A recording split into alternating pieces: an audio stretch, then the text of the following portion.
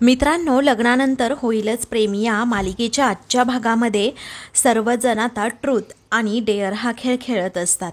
तेव्हा आता काव्या ही ती बॉटल फिरवते. बॉटल फिरवल्यानंतर सगळ्यांचं लक्ष असतं की नक्की कुणाकडे ते बॉटलचं तोंड जाते. तर ते बॉटलचं तोंड नेमकं जाता जीवाच्या पुढे जाऊन थांबतं. तेव्हा जीवा असं सर्वजण आता ओरडतात, जीवाचं नाव घेऊ लागतात. जीवा तर एकदम अस्वस्थ होतो, त्याला काही सुचत नाही. त्यानंतर आता जीवाला कोण विचारणार असं पार्थ म्हणतो. मग आता काव्या रागातच त्याच्याकडे पाहते. ते मी विचारते ना, ट्रूथ ऑर डेअर असं ती त्याला विचारते.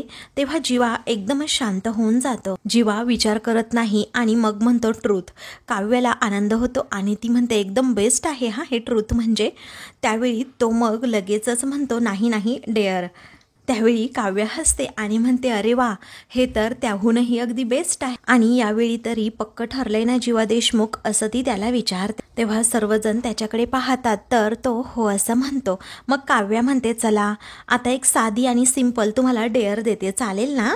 तेव्हा तो म्हणतो चालेल. तर पार्थ आता टाळ्या वाजवतो आणि वा वा असं म्हणतं. तेव्हा काव्या विचारते काय ओ पार्थ, तुम्ही का टाळ्या वाजवताय. मग तो म्हणतो काही नाही, सपोर्ट करतोय मी माझ्या जीवाला. तर काव्या एकदम सिरियस होऊन म्हणते डेअर तुम्हाला सुद्धा करायची आहे. तेव्हा तो म्हणतो एक मिनिट, माझा काही संबंध येतोय आणि डेअर तर जीवावर आहे. तेव्हा काव्या म्हणते आता मगाशी तुमची डेअर होती तर त्याच्यामध्ये माझा सुद्धा संबंध होता की नाही, मग यामध्ये आता तुमचा संबंध हा असणारच. तेव्हा तो म्हणतो तुम्ही म्हणताय ना तर काही हरकत नाही, चला पंजा लढवायचाय का, लढवूयात पंजा. तेव्हा ती म्हणते नाही. मग सर्वांना प्रश्न पडतो आता काव्याला नक्की काय सांगायचंय. जीवाच्या मनात मात्र धाकधूक असते, ही काव्या असा काहीतरी वेडेपणा करेल आणि उगीच मला इथे संकटात टाकेल अशी भीती मनातून त्याला वाटत असते. म्हणूनच तो आता विचारतो काय मग आता एवढ्या रात्री लाठीकाठी खेळायची आहे का. तर नंदिनी म्हणते अहो इथे कसं लाठीकाठी खेळणार, काहीही काय असं म्हणून ती काव्याला विचारते काय काव्या तुला नक्की काय सांगायचंय, अगं सांग ना नीट स्पष्टपणे. तर काव्य म्हणते हो सांगते ना, पण त्याच्यासाठी अगोदर तुम्हाला उभं राहावं लागेल. तेव्हा हो का असं म्हणून नंदिनी आणि पार्थ लगेच उठतात. तेव्हा जीवालाही ते आता उठायला सांगतात. त्यानंतर काव्य विचारते काय हो, मी असं ऐकलंय तुम्ही सतत जिममध्ये जाता आणि बॉडी वगैरे बनवलीये, तुम्ही जिममध्ये जाता एक्सरसाइज करता बरोबर ना. तेव्हा आता पार्थ म्हणतो ऑफकोर्स बनवलीच आहे आम्ही अशी बॉडी. त्यावेळी जीवा तर घरामध्ये सुद्धा एक्सरसाइज करत असतात असं नंदिनी म्हणते. तेव्हा काव्य म्हणते अरे वा व्हेरी नाईस, चला तर मग आमच्या समोर अशी पोझिंग करून दाखवा. तेव्हा आता दोघेही एकमेकांकडे पाहतच राहतात. तर जीवाला टेन्शन येतं. तच आता मंजूचा फोन नेमका मिथुनला येतो. त्यामुळे मिथुन मंजू मंजू असं बोलत जरा बाजूला जातो. आता पार्थ या गोष्टीसाठी लगेच तयार सुद्धा होतो आणि म्हणतो चल रे जीवा करवून दाखव आता आपण पोझिंग. मग त्यावेळी जीवा अस्वस्थ होतो एकदमच, त्याला आता टेन्शन येतं करावं तरी काय. तेव्हा काव्या हसत म्हणते काय हो पार्थ तुमच्यामध्ये असं म्हणजे कपडे घालून पोझिंग करतात का. तेव्हा तो म्हणतो अच्छा म्हणजे टी शर्ट काढायचंय का. तेव्हा ती म्हणते हो. मग आता पार्थ क्षणाचाही विचार न करता काव्याचं बोलणं ऐकतो आणि लगेचच टी शर्ट काढतो आणि जीवाला देखील आता शर्ट काढायला सांगतो. मग आता नंदिनीला खूप टेन्शन येतं कारण जीवाच्या छातीवर जे काही त्याच्या गर्लफ्रेंडचं नाव कोरलेलं असतं ते आता सर्वांना दिसेल की काय याची भीती मात्र नंदिनीला वाटू लागते. आणि ती काव्याला सुनावते की काव्या अगं असं काय, काही सुद्धा काय अगं उगीच टी शर्ट वगैरे कशाला काढायला सांगतेस त्यांना. मग आता काव्या म्हणते अगं असं काय ताई, अगं डेअर दिली आता त्यांना, ती कंप्लीट करायला नको. चला चला जीवा माझं ऐकताय ना तुम्ही, चला. पार्थने पोझिंग करायला सुरुवात सुद्धा केली.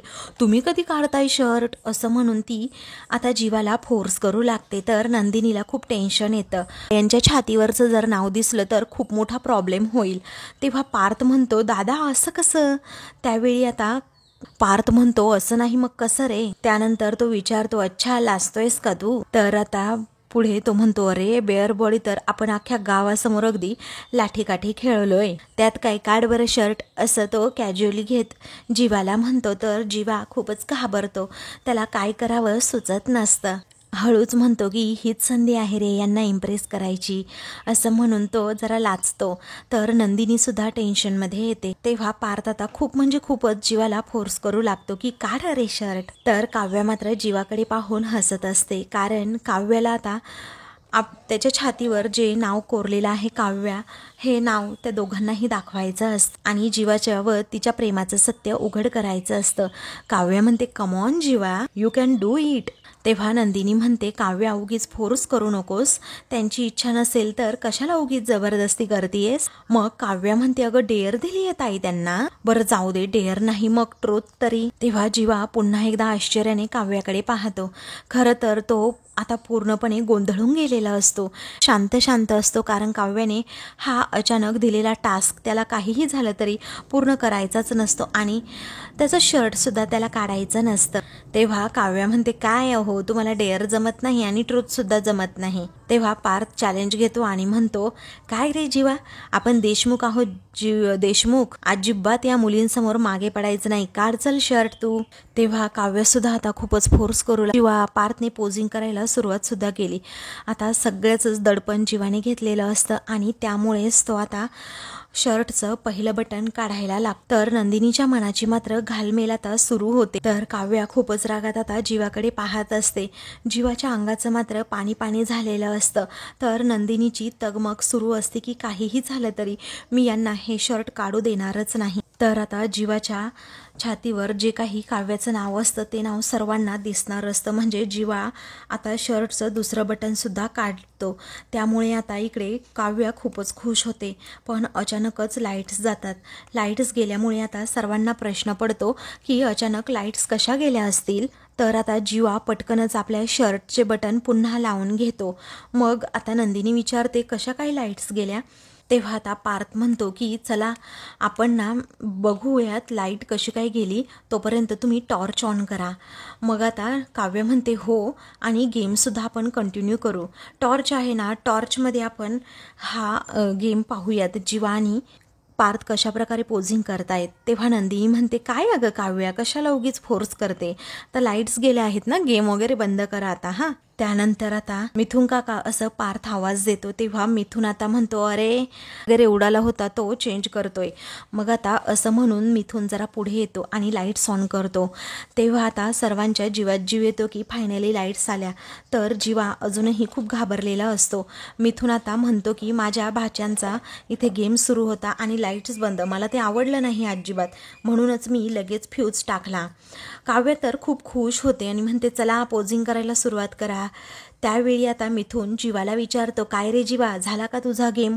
तर जीवा तर टेन्शनमध्ये येतो आणि धक्क्यानेच काकाकडे पाहत विचारतो, म्हणजे एका क्षणी त्याला वाटतं की मिथुन काकांना सगळं सत्य माहीत आहे. त्यावेळी आता तो आश्चर्याने काकाकडे पाहतो. तर काका हसतो आणि म्हणतो, अरे आता 12 वाजत येतील, त्यामुळे बड्डेच्या तयारीला लागायला नको का. तेव्हा पार्थ विचारतो, लोडशेडिंगचा काही प्रॉब्लेम वगैरे नाही आहे ना, म्हणजे जीवाच्या बड्डे पार्टीमध्ये काही व्यत्यय यायला नको. मग आता मिथुन म्हणतो, नाही रे बाळा, स्विच खराब झाला होता त्यामुळे मी तो बदलला. असं म्हणून तो नंदिनीला विचारतो की काय तुम्ही मटण बनवणार होतात ना, ते काय झालं, कुठपर्यंत शिजत आले ते बघा, कारण माझ्या पोटात आता भुकेने खड्डा पडायला लागलाय आणि पोटात कावळे सुद्धा अगदी काव करायला लागलेत. आय डोंट लाईक दिस.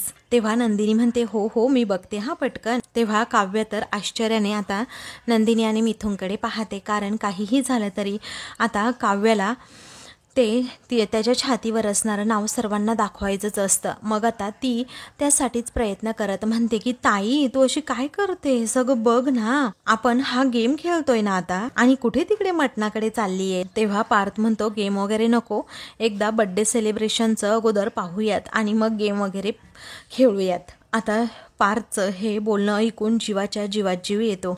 त्यानंतर पार्थ म्हणतो, शेफ नंदिनी तुम्ही ना आता गप्पा मारा, बाकीचं बघतो मी काय ते. तर मिथुन आणि पार्थ हे दोघेही आता तेथून चाललेले असतात. त्यानंतर आता जीवा घाबरलेलाच असतो, त्यामुळे तो जरा म्हणतो की मी आलो हा, जरा चक्कर मारून. तेव्हा नंदिनी म्हणते की 1 मिनिट हा, आता तुम्ही बाहेर कुठे चालला आहात. ती म्हणते, आगीपासून जरा मग आता काळजी व्यक्त करत ती सारखी सारखी त्याला सांगत असते.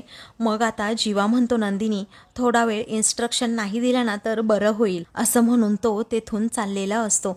त्यावेळी आता काव्या ही जीवाच्या पाठोपाठ निघालेली असते. मग लगेचच नंदिनी तिचा हात पकडते आणि काव्या तू कुठे चाललीस असं विचारते आणि मला जरा बोलायचंय तुझ्याशी, चल बरं, असं रागातच ती म्हणते. तेव्हा काव्या अजूनच राग व्यक्त करत म्हणते, पण मला नाही बोलायचं ना तुझ्याशी. तेव्हा नंदिनी म्हणते, पण मला बोलायचंय ना तुझ्याबरोबर, चल रूममध्ये अगोदर, असं म्हणून तिचा हात पकडतच ती तिला रूममध्ये घेऊन जाते. दुसरीकडे मानिनी आणि विक्रम हे दोघेही आता चेस खेळत असतात. मानिनीचं कशामध्ये लक्षच नसतं. त्यावेळी विक्रम म्हणतो की मानिनी चाललंय काय तुझं, कारण विक्रम सारखा सारखा जिंकत असतो, मानिनी तो डाव हरत असते. मानिनीचं लक्ष नसल्यामुळे विक्रमचाही मूडच जातो. तिचा चेहरा पडलेला असतो. त्यामुळे विक्रम म्हणतो, काय झालंय तुला, तुझा चेहरा बघ जरा कसा पडलाय. मग तरीही मानिनी काही बोलत नाही. त्यावेळी आता गुरुजींनी लावलेल्या आगीपाशीच तुझं लक्ष आहे का, असं तो गमतीने विचारतो. आता हे बघ, मी तुला आत्ताच सांगतोय, उगीच कसलंही टेन्शन घ्यायचं नाही. अगं कुणीही येतं काहीही सांगतं. मग आता मानिनी विचारते, कुणीही आणि काहीही म्हणजे.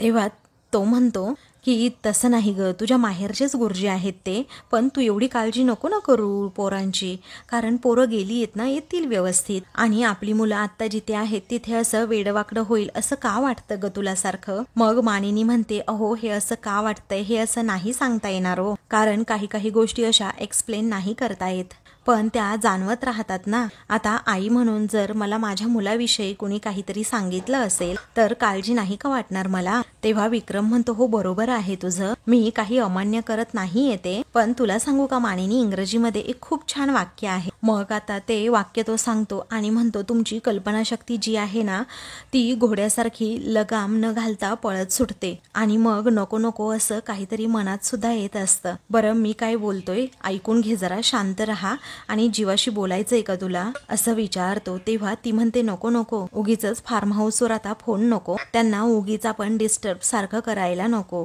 तेव्हा तो विचारतो, हो ना, चल आता खेळ खेळ बरं. मग तो आता पुन्हा मानिनीला चेकमेट करतो. त्यावेळी मानिनीचं लक्षच नसतं, अजूनही ती आपल्या जीवाच्या काळजीत असते. त्यामुळे विक्रम तिच्याकडे पाहतच राहतो आणि म्हणतो, मानिनी राजा धोक्यात आहे हा आता. त्यानंतर असं राजा म्हटल्यावर मानिनीला लगेच आपल्या राजाची म्हणजे जीवाची आठवण होते आणि राजा संकटात असू शकत नाही असं म्हणून तो डावच ती उधळून देते आणि खूप घाबरतच आपल्या रूमकडे जाते. तेव्हा आता विक्रमला सुद्धा टेन्शन येतं की मानिनीने गुरुजींनी जे काही सांगितले ते खूपच मनावर घेतलंय की काय. त्यावेळी आता विक्रम तिच्या पाठोपाठ जायला निघतो. इकडे आता जीवा हा दारूची बॉटल घेऊन तेथे बाहेर येतो आणि बाहेर आल्यानंतर तेथे शेकोटीजवळ बसतो. तेव्हा तो दारूचा घोट घेणार असतो. तितक्यातच त्याला नंदिनीचं बोलणं आठवतं की तुम्ही अजिबात कधीही आयुष्यात दारूला हात लावायचा नाही, म्हणून तो आता ती बॉटलच बाजूला करतो. नंदिनीला दिलेला प्रत्येक शब्द त्याला आठवत असतो आणि मगाशी ज्या प्रकारे नंदिनीने कविता करून दाखवलेली असते ते पण खास माझ्यासाठी, हे सुद्धा आता त्याला सारखं सारखं आठवतं. त्यानंतर त्याला ते सुद्धा प्रसंग आठवतात की कशा प्रकारे अशी शेकोटी मी आमच्या ॲनिव्हर्सरीच्या दिवशी पेटवली होती. काव्यासाठी खूप मोठं असं सरप्राईज सुद्धा प्लॅन केलं होतं. त्याचबरोबर काव्यासाठी एक छान अशी कविता सुद्धा लिहिली होती. काव्याच्या पाठीवर पेपर ठेवूनच त्याने ती कविता लिहिलेली असते. त्यामुळे तो म्हणतो, कविता कशी झाली आहे माहीत नाही, परंतु ज्याच्या पाठीवर हा जो पेपर ठेवला होता आणि ही कविता लिहिली होती ती खूप गोड आहे, असं म्हणून काव्यावर असणारं तो प्रेम व्यक्त करत असतो. त्यानंतर तो आता काव्याला एक फोटो दाखवतो. तेव्हा त्यामध्ये जीवा आणि काव्या हे दोघेही असतात. तेव्हा तोच फोटो आता जीवाच्या डोळ्यासमोर सारखा येतो. मग त्यानंतर जीवाला त्या सगळ्या आठवणी सारख्या सारख्या डोळ्यासमोर येत असतात. तर काव्य विचारते, कधी काढला होता जीवा तू हा फोटो, किती गोड आहे. मग तो म्हणतो, मगाशी जेव्हा आपण ॲनिव्हर्सरी सेलिब्रेट करत होतो ना तेव्हाच मी तो फोटो क्लिक केला होता आणि पुढच्या वर्षी आपल्या लग्नाच्या ॲनिव्हर्सरीला आपण अशी शेकोटी पेटवून मस्तपैकी ना, तेव्हा काव्या आनंदानेच हो म्हणते. त्यानंतर आता काव्या हट्ट करते, तुझी कविता केली आहे ना ती बोलून दाखव. मग काव्यासाठी त्याने अतिशय सुंदर अशी कविता केलेली असते आणि तो ती ऐकून दाखवत असतो. तर काव्य अजूनच त्याच्या प्रेमात पडते आणि म्हणते, खूप सुंदर कविता करून दाखवलीस हा तू, आणि ती सुद्धा अगदी तुझ्या कविराजसाठी. मग तेव्हा ते दोघेही एकमेकांच्या प्रेमामध्ये अगदी रंगूनच जातात आणि एकमेकांकडे पाहत राहतात. मग दोघेही एकमेकांचे हात अगदी प्रेमानेच हातात घेतात आणि तुझ्याशिवाय आयुष्यात उरतच काय असं म्हणून एकमेकांना पुन्हा एकदा प्रपोज करतात. हे सगळे प्रसंग जीवाला आठवत असतात आणि त्या गोष्टीचा खूप त्रास होत असतो. आता एका क्षणी जीवाच्या चेहऱ्यावर हे सगळं आठवून स्माईल येत असते, पण त्याच्या शेजारी आता यावेळी तरी काव्या कुठे म्हणजे कुठेच नसते. काव्याच्या प्रेमात सुद्धा अगदी तो फुल वेडा झालेला असतो, परंतु नंदिनी ही त्याला समोर दिसत असते. काव्य आता शेजारी नसल्यामुळे जीवा आता भानावर येतो की काव्य माझ्या शेजारी यावेळी तरी नाहीये. आम्ही जे प्रसंग घालवले होते या फार्म हाऊसमध्ये, जे क्षण एकमेकांबरोबर घालवले होते ते फक्त मला आठवत आहेत. हा फक्त माझा भास आहे, परंतु प्रत्यक्ष काव्य आता इथे नाहीये ही जाणीव आता त्याला झालेली असते. आणि त्याच्या हातात आता त्या फोटोऐवजी, त्या कवितेच्या पानाऐवजी दारूची बॉटल असते आणि म्हणूनच तो ती बॉटल आता रागाच्या भरात फेकून देतो आणि मग मोठ्याने म्हणतो, वाऱ्यासोबत जायचं तर जमिनीवर राहत नाहीत पाय, मग तुझ्याशिवाय आयुष्यात उरलंच काय, असं म्हणून आता मिथून तेथे येतो. असं जेव्हा मिथून म्हणतो ना, तेव्हा तर आता जीवाला खूप मोठा धक्का बसतो आणि त्याच्या पायाखालची जमीनच सरकते. तो आता ताडकन तेथून उठतो आणि मागे वळून पाहतो तर तेथे मिथून काका आलेला असतो. तर आता मिथूनला पाहताच जीवाला अजून घाम फुटतो, कारण आता त्याला काहीतरी क्लू मिळालेला असतो की मिथून काकांना सगळं माझ्या प्रेमाबद्दल माहीत आहे की काय. आणि आता जो दोघांचा फोटो, त्याचबरोबर मागे जीवाने जी काव्यासाठी कविता लिहिलेली असते तीच कविता आता मिथून पूर्णपणे वाचून दाखवतो. आणि ती कविता वाचून दाखवताना आता त्याच्या डोळ्यातही पाणी येतं आणि जीवाचं खूप मोठं सत्य आता त्याला समजलेलं असतं की जीवा आणि काव्याचं एकमेकांवर प्रेम होतं. मग जीवा आता एकदमच शॉकमध्ये असतो. त्याला धक्का बसलेला असतो की मिथून काकांना सगळं माझ्या प्रेमाचं सत्य समजलं आहे. तर दुसरीकडे नंदिनी रागातच काव्याला घेऊन रूममध्ये येते आणि विचारते, काय चाललंय ग तुझं? मग काव्यच प्रश्न करते, तुझं काय चाललंय ना ताई? मग आता नंदिनी विचारते, काय करत होतीस तू, तुला कळतं का? काव्य पुन्हा विचारते, काय केलंय मी ते तरी सांग. मग आता तू काय करते, कशासाठी करते हे मी चांगल्या प्रकारे ओळखते, असं नंदिनी तिला दम भरते. विश्वासाने जीवाच्या छातीवर जो टॅटू होता त्याबद्दल मी तुला सांगितलं आणि तू तर त्यांना अगदी मुद्दामच शर्ट काढायला सांगत होतीस. तेव्हा काव्या रागात म्हणते, हे बघ ताई, तसं काही नाहीये. मग आता असं म्हणून ती निघालेली असते. तेव्हा नंदिनी म्हणते, हे बघ, माझ्या काळजीपोटी तू त्या मुलीचं नाव जाणून घेण्याचा प्रयत्न करत होतीस. अगं कशाला या सगळ्या गोष्टी करतेस, मला तुझा हा आगाऊपणा अजिबातच आवडलेला नाहीये. तेव्हा काव्या रागातच विचारते, काय आगाऊपणा म्हणतेस का तू याला? अगं माझं वागणं तुला आगाऊपणा वाटत असेल ना, तर तुझ्यातला हा भोळसटपणा आहे ना, तो अगोदर कमी करता येईल. अगं स्वतःला जीवाची बायको म्हणवतेस ना, मग त्यांच्या आयुष्यात दुसरी कोणती मुलगी आहे, तिचं नाव काय आहे, हे जाणून घ्यावंसं वाटत नाही का तुला?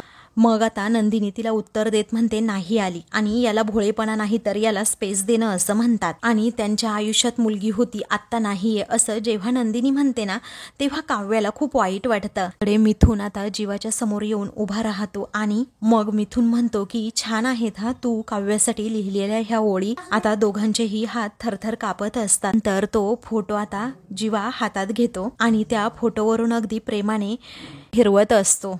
त्यानंतर मिथून आता त्याला सत्य सांगू लागतो की हा एकच फोटो नाही, तर हे असे अनेक फोटो आणि अनेक गिफ्ट्स मी इथे पाहिले आहेत. हे ऐकून आता जीवाच्या पायाखालची जमीनच सरकते. त्याच्या डोळ्यातून आता खळखळ पाणी वाहू लागतं. मग मिथून म्हणतो, जीवा हे काय आहे, हे काय करून बसलास तू, सांग मला. अरे आम्ही शोधत होतो की तुमच्या मनात नक्की काय कुडतंय, तर अख्खा काथाच गिळून घेतलाय. तुझी आई मला सारखी सारखी म्हणायची, माझ्या जीवाच्या डोळ्यातलं पाणी कधी कमी होईल आणि काव्याच्या चेहऱ्यावर कधी हसू यायचं, पण नाही रे. तुझ्या मनातील आग आणि तिच्या डोळ्यातील राग कसा विझवावा यासाठी आम्ही सगळेजण प्रयत्न करतोय, पण तुम्ही लोकांनी अख्खाच्या अख्खं शहर जाळलं आणि राग केली आणि दुसरीकडे निघून गेलात, आणि ते सुद्धा कधी न येण्यासाठी. आणि आम्ही लोकांना वेड्यासारखं विचार करतोय, कधी येणार आमचा पुन्हा जीवा. अरे ती फक्त तुझी आई नाहीये, तर मी तिचा मानलेला आणि धर्माचा भाऊ आहे. अरे ते तुझे आई वडील होते ठीक आहेत, पण मला तरी सांगायचं ना. अरे लहानपणी मी तुला अंगा खांद्यावर खेळवलंय, अजून एक गोष्ट ती म्हणजे तुझा जिगरी काका आहे ना मी, अरे मी तुझ्या आईचा भाऊ आहे ना, तुझ्या आईने मला इथे का पाठवलंय, मला म्हणाली की मिथून भाऊजी त्या लेकरांचा संसार मार्गी लावा. आणि आता त्या मायमाऊलीला मी काय सांगू जीवा, इथे मी संसार मार्गी लावायला आलो, पण जीवा मी काय सांगू तिला, सांग ना तू काय सांगू, की संसार याचा मार्गी लावा. आता मी नक्की कुणाचा संसार मार्गी लावू तूच सांग जीवा, तुझा आणि नंदिनीचा संसार मार्गी लावू की तुझा आणि काव्याचा संसार मार्गी लावू, असा प्रश्न मिथून आता जीवाला करतो. तर जीवाला आता द्विधा मनस्थितीत अडकल्यासारखं होतं. त्याला त्याचं सुचत नसतं की करावं काय, कारण मिथून समोर आता त्याला नंदिनी की जीवा यातून एकीचीच निवड करायची असते. मग आता नक्की काय निवडावं हे सुद्धा त्याला कळत नसतं. तर मिथून आता त्याला म्हणतो, जीवा तुला आता काहीतरी पाऊल उचलावंच लागेल. मग आता जीवा एकदमच टेन्शनमध्ये असतो, त्याला काय करावं सुचत नाही. कारण आता मिथून काकांना तर सत्य समजलं आहे, एक एक करून घरच्यांना सुद्धा समजणार याची पूर्णपणे जाणीव त्याला असते. तर आता मित्रांनो, पुढील भागामध्ये मिथून म्हणतो, हे बघ मी घरातील सगळ्यांना सांगतो आणि मेन म्हणजे पार्थला सांगतो की तू काव्यापासून डिवोर्स घे आणि तिला मोकळं कर आणि मग तू व काव्या जाऊन लग्न करा. तेव्हा जीवा तर एकदम इमोशनल होतो, त्याला काय करावं सुचत नाही. तर दुसरीकडे नंदिनी म्हणते, जीवांना जेव्हा वाटेल ना तेव्हा त्या मुलीचं नाव माझ्याकडे ते शेअर करतील. तुला काय प्रॉब्लेम आहे ग काव्या, मला कळतच नाही. तू एवढा अताताईपणा का करतेस ना ते सुद्धा कळत नाही. आणि सर्वांसमोर म्हणून त्यांना असं उघडं पाडण्याची काही गरज नाही काव्या तुला, असं म्हणून नंदिनी आता काव्याला खूप म्हणजे खूपच सुनावते. तर काव्य आता नंदिनीचं हे सगळं बोलणं फक्त आणि फक्त ऐकून घेत असते. त्यानंतर काव्याचा सुद्धा आता आवाज वाढतो आणि ती नंदिनीला जाब विचारते, जर तीच मुलगी तुझ्या आनंद निवासमध्ये न्याय मागायला आली असती तर नंदिनी ताई तू काय केलं असतंस. आता तू फक्त इमॅजिन कर की ती मुलगी तुझ्यासमोर रडतीये आणि हात जोडून उभी राहिलीये आणि म्हणतीये की माझा जीवा मला परत दे, माझा जीवा मला परत दे, तर तू काय करशील नंदिनी ताई, असा जाब ती आता नंदिनीला विचारते. तर आता काव्याच्या डोळ्यातील पाणी नंदिनीला सगळं काही सांगून जातं, कारण नंदिनी आता एकदमच काव्याकडे पाहू लागते, कारण काव्याच्या डोळ्यात खरं प्रेम आता जीवाबद्दलचं दिसत असतं असं एका क्षणी नंदिनीला वाटतं. आणि मग नंदिनीला थोडा संशय येऊ लागतो की काव्या आणि जीवाचं तर एकमेकांवर प्रेम नव्हतं ना, विचार तिच्या मनात येऊन जातो. परंतु असं नसेल, कारण काव्याने मला सांगितलं असतं असंही तिला वाटतं. त्यामुळे आता नंदिनीलाच तिचं ते कोडं सुटत नसतं, तर ती धक्क्यानेच काव्याकडे पाहत राहते. तर आता मित्रांनो, अशाच मालिकेंचे पुढील भाग पाहण्यासाठी चॅनलला सबस्क्राईब करा.